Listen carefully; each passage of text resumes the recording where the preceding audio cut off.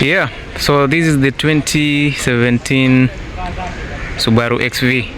As you can see from it, the face has been lifted, ama imefanywa face lifting. It has a lot of updates. It's a new car, so as you can see from the front, it is nice looking.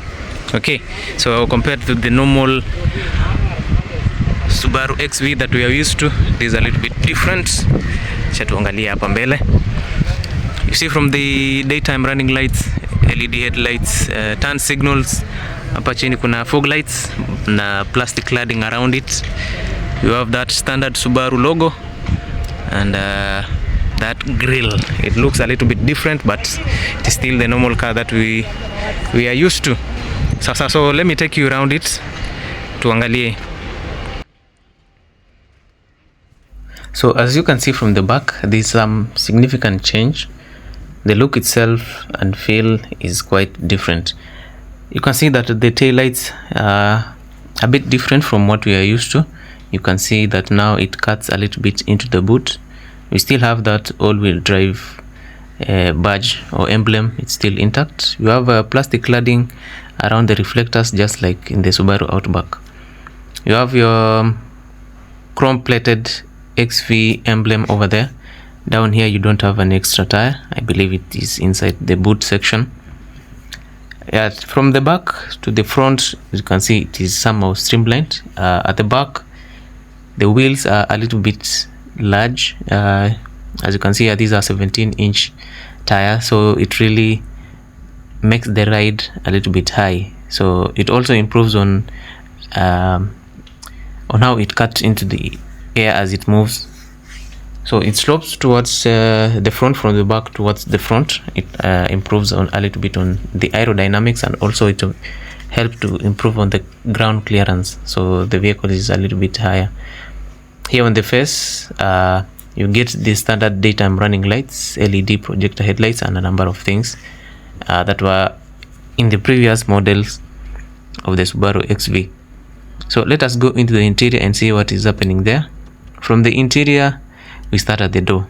At the door you see a number of curves. This door has a lot of work done into it. You get this something like fake carbon. I don't know if it's real or fake, but it feels more of being plasticky. You have these standard door controls for you. It controls the door, the windows, and everything. Then you have this soft leather patch there, or the armrest. You also have your speakers. They are very nice, good quality infotainment system. The interior looks good. It looks updated. Yeah, the first contact, it shows you that there is a lot of update into it, especially on the steering wheel, on the dash, on the chairs, or sorry, on the seats. It really looks so nice. So these are push to start. We are used to the key ignition, but this one is a push to start. As you can see, the steering has a lot of controls for your infotainment system, and a number of controls also for your cruise control setup. So on the right side you get cruise control setup. There is also a paddle shifter that you can paddle up. Then on the left side you have controls for your infotainment system, and the left side paddle shifter that you can use to paddle down. All right, yeah, so we have one on the right section and the other one on the left.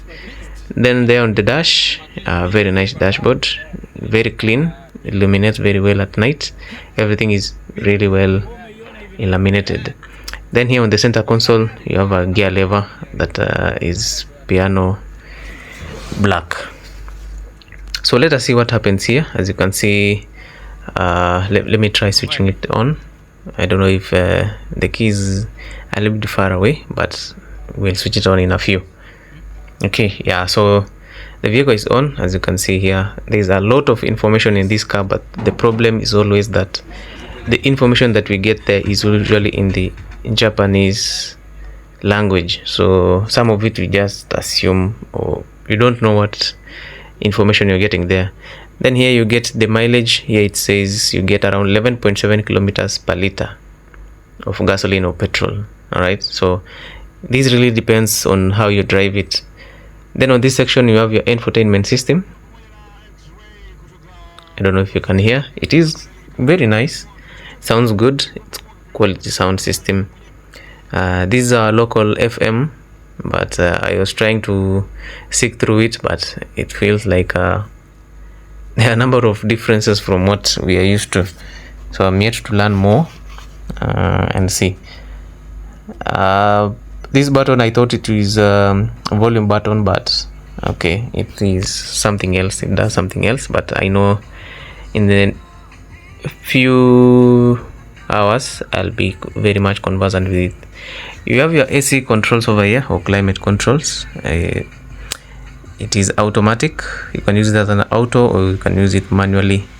So the button on the right is used to adjust or switch on the AC. Then on the left you adjust with the temperatures for the passenger side.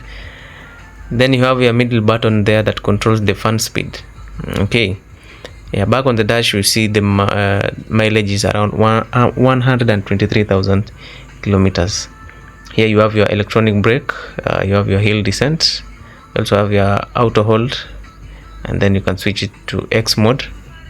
That improves on some dynamics, driving dynamics. On the other side, very nice, you have this glove compartment here. It's not very large, but of course it can accommodate some of the things that maybe you want to keep it there. You have this seat that is not leather, it's fabric, but it feels good. It is really good, but it would have been an added advantage or even better if it was leather. But of course on the higher trims you will get leather inside it. Okay, yeah, so a lot of things are here, and the information here, apart from the numbers, that is multilingual, everything else is in Japanese. It makes it different at times to get some information out of it. Sawa. Nevertheless, this is a nice car. You get your eyesight technology over there. Of course, right now it is somehow a standard feature in most of these Subarus also. You get your what do we call it? Okay, let me just slide it off. It has gone away from my mind. Yeah, we said Subaru XV. This is a 2-liter engine, inline 4. It is a nice car. Has more power. It's not very powerful, but it gives you enough power to get from point A to point B without any issues. If it would have been turbocharged, it would have been better, but usually comes in as standard. If you want the turbocharged, then maybe you can boost it by yourself. On the back side, it looks nice. It's not very compact. It's spacious enough. The legroom and headroom is good. Subaru usually has the best spacing when it comes to legroom and headroom in the segment. So it is very large as compared to the other vehicles. It gives you enough space for your head and legroom. So if you want more space at the back, or maybe you want to carry something, then you just fold your seats and you get a ton of space to carry some of your luggage, or if you have a lot of stuff that you want to carry around. Okay, then the door feels solid, as you've heard. It's very compact, very nice. So this is the 2017 Subaru XV. It's the upgrade to the 2016 Subaru XV. So it's a hard task trying to open the tailgate. It's manually open. It's not electronic, so I was hoping to hit a button there and open it, but eventually I learned that it is still manual. So there's a lot of space here, a lot of space at the back. If you fold your seats, then you can get more boot space or boot capacity. That's if you want to carry a lot of stuff, but for daily day-to-day use, I think that's enough space at the back. Okay, yeah, so this is the 2017 Subaru XV. It's a 2-liter engine that runs on a CVT transmission. Then on the other hand, you have a 6-speed automatic transmission. If you want, 6-speed manual transmission. Sorry, I said automatic. It is a CVT transmission, and also you have an option of choosing a 6-speed manual transmission. So this is the engine bay. As you can see, it looks nice. The standard Subaru configuration is here. Okay, so if you want to buy this vehicle in Kenya, it costs around 2.2 million Kenyan shillings. You can go higher to up to 2.5, and it can come low to around 2 million depending on the spec that you choose. So if you like these videos, kindly subscribe to my YouTube channel for more content.